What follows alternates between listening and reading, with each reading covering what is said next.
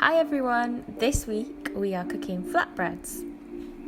So we decided to share a recipe for flatbread this week because we were thinking about the types of cooking that we personally find the most satisfying or even therapeutic in the kitchen.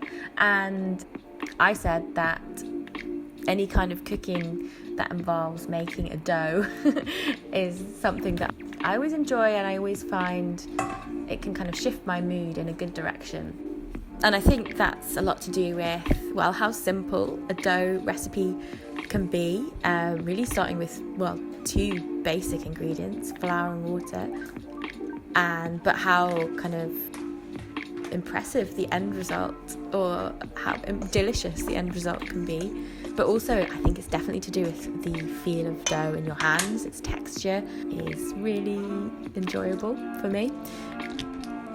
When you add the water to the dough, do you use cold water or hot water, and do you add a little bit at a time to get the right texture? So I'm adding about 200 millilitres of warm water, not hot, but just kind of pleasantly lukewarm water, to 250 grams of flour. And I'll add a little bit more or less depending on what kind of texture of dough I want, but we want quite a wet dough, not kind of sticky, but definitely wetter than your average bread dough. And then you add a teaspoon of yeast and a teaspoon of salt, level teaspoons both. There are probably almost infinite different recipes for flatbread and so many different traditions. So this is just the way we've been cooking them in my house. It's barely a recipe, just something we adapted, I think, originally from a pizza dough recipe, but we've changed kind of all the quantities and the temperature of the water to make it something that suits us, that we think's really tasty. And now I think I probably cook it about once a week. But yeah, I never follow a recipe. This is totally off the top of my head because it's really easy to remember these quantities. And it makes really delicious, chewy, crispy flatbread, which you can use for all sorts of things, from pizza to just a bread for dipping or wrapping or just eating.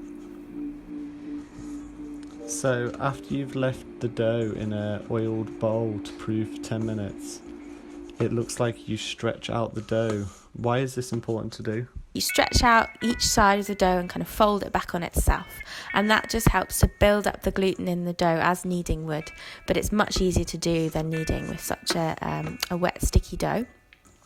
Cover it back, leave it for another 10 minutes, and then you can do that again, or at that stage, after 20 minutes has passed, you can start cooking your flatbreads. Usually you might use flour to cover your hands and flour a surface or a bowl in baking. How come in this recipe you'd use oil? Because it's quite a wet dough, and you want to keep it quite a wet dough, because I think that's part of what makes this bread a really nice texture.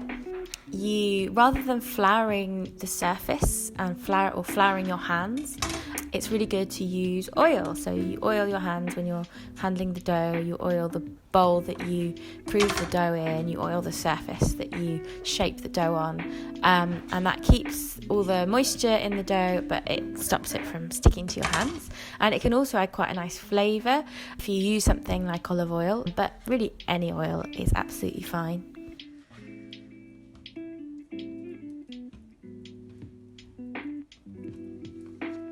I think this is my favourite part of the process.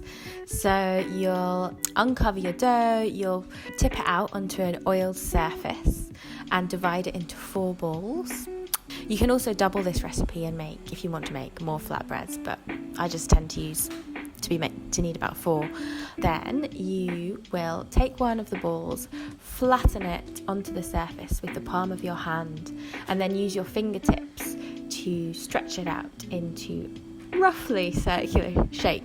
As you can see here, I'm not too precious about this, and actually when I was filming this, the dough was tearing a little bit, so the final breads had a few holes in them, but I don't mind. I actually like that each bread has its own unique character. I cook this bread first on top of the stove in a preheated pan and then under the grill. This is a really good way of making sure you cook the top and the bottom of the breads really well, so you don't get any kind of uncooked dough in there. It also works really nicely if you put anything on top of the dough, some cheese, or if you make it into a pizza. When you put it under the grill, then you make sure you get the toppings really nicely cooked and melted. But if you're just making a plain bread, or you're going to add the toppings afterwards, then you can definitely just cook the whole bread in the pan. So just flip it over once the underside of the bread starts to get really nicely browned. And as you'll see, I quite like the flavour of a fairly charred bread, but if you prefer, you can obviously cook your breads a little bit less.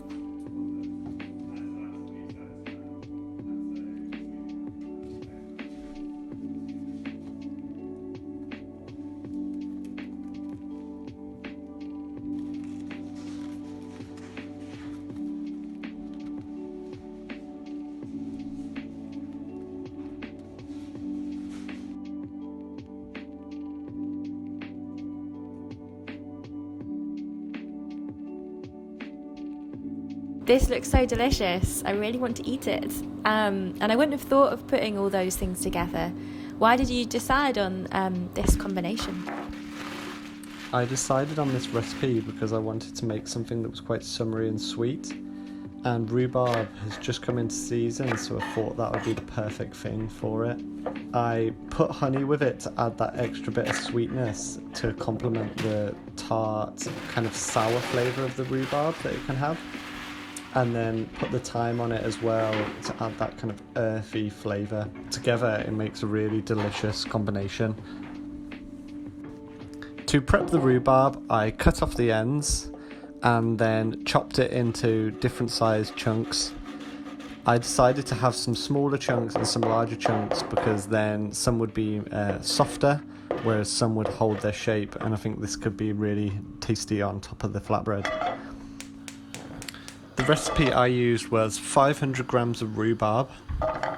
I then added 300 grams of sugar, a thumb-sized piece of ginger that I then grated, and water to cover the rhubarb about halfway in the pan.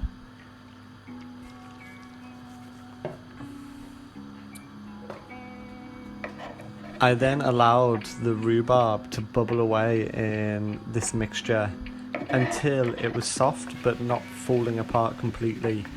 I wanted to leave it so it still had its shape and kind of had a bit of bite to it. You could keep this rhubarb in your fridge for up to a couple of days and use this on top of granola or on top of ice cream also. That would be really tasty. How did you find this recipe? I love the look of your bread. It looks really different to mine and it looks really good. Did you find it an easy recipe to use? Was the dough a bit of a challenge to work with? Yeah, so this was actually my first time making flatbread.